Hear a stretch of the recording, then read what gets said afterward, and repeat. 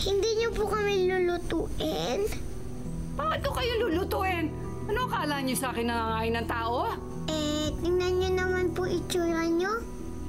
Parang masama.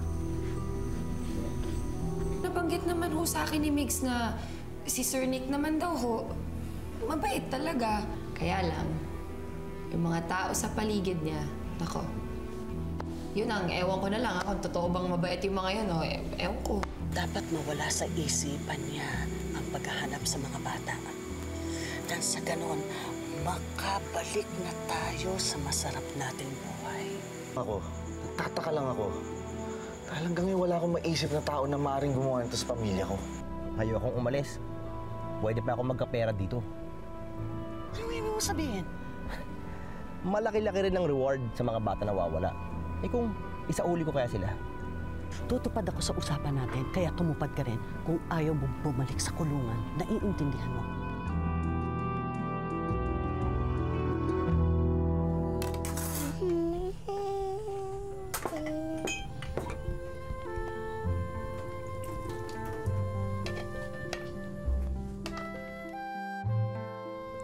Aha! Paano pala din po kayong umuti Hindi! Doon ka! Istorbo ka! Bakit po ba ang sungit-sungit ninyo? At bakit po ba wala po kayong kasama dito? Bakit ba ang kulit-kulit mo?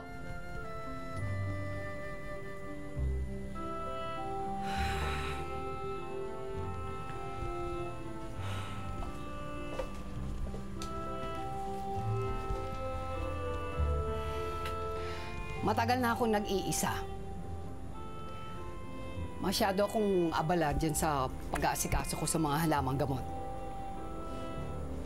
Hindi ko kailangan ng kasama. Wala po kayong pamilya? Wala po kayong anak?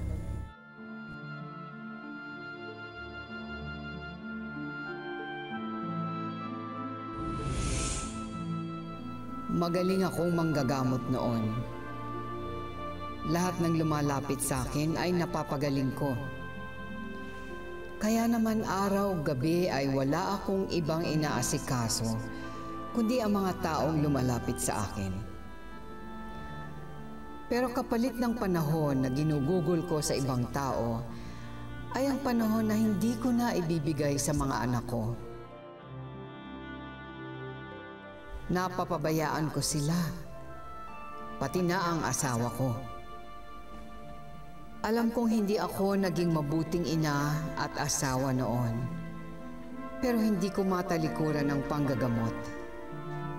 Nakiusap ang asawa ko na magbagong buhay na kami. Pero hindi ako nakinig. Kaya isang araw, iniwan na lang nila ako. Simula noon, nawala na ng saysay ang buhay ko. Nang mawala ang asawa at mga anak ko, parang nawala na rin sa akin ang lahat.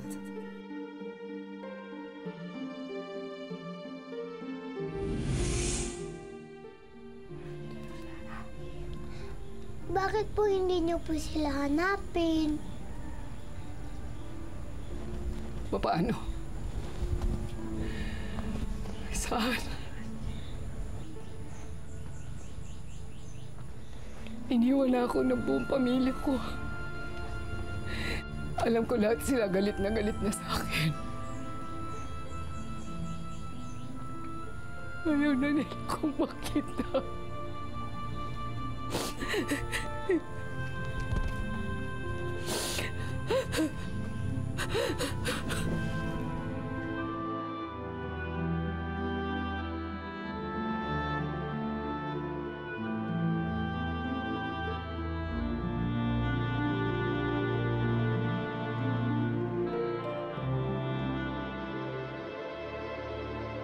Ano ho, sir? Wala pa ho bang balita sa mga bata?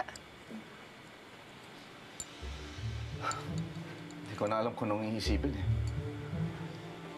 Ayaw akong mawala ng pag-asa pero matatapos na naman isang araw. Parang lalong lumalabo ang pag-asang makita pa sila. Sweetheart. What if bumalik na tayo sa mansyon? Malay mo naman may nagsoli na sa mga bata dun sa bahay natin. Doon sa lumang bahay ng mga bata.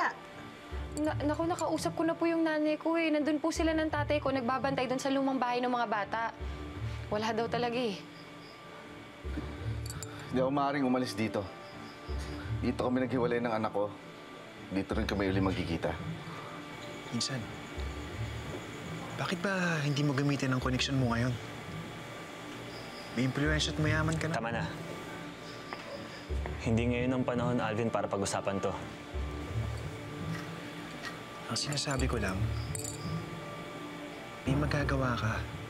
Malaki may itutulong mo. Hindi ka ba naawa sa mga bata? 2 araw na silang nawawala.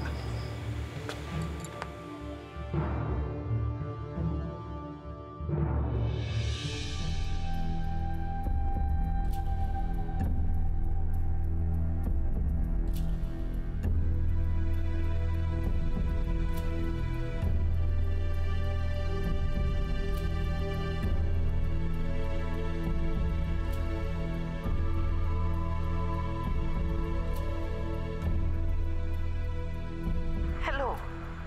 Di ba sinabi ko sa'yo na huwag kang tatawag?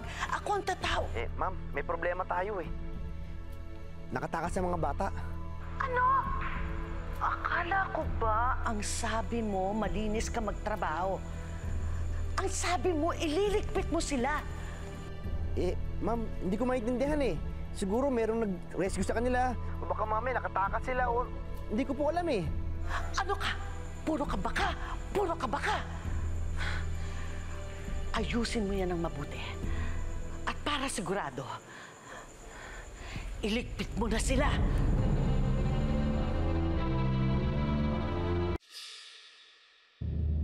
Saan naman kaya mapupunta ang mga batang yan? Baka may nakapulot doon ah. Naku, lintik. Oras na makapagsumbong yan, yari ako. Naku. Nakatakas yung mga bata. Pero baka nilapas sila ng mga hayop dito. Sana gano'n na nangyari. Kung hindi, lagot ako. Uy. Ano yun? Baka ako naman madisgrasya rito. Mabuti pa. Balikan ko na lang ito bukas.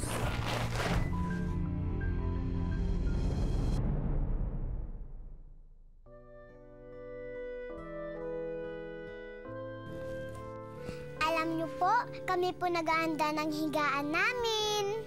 Nako, napakasipag naman pala ninyong talaga. At may kusang palo. Palo?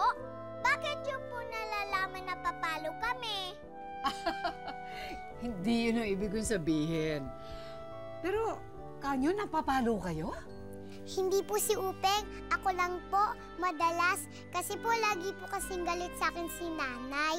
Pero okay lang po. Love ko naman po siya.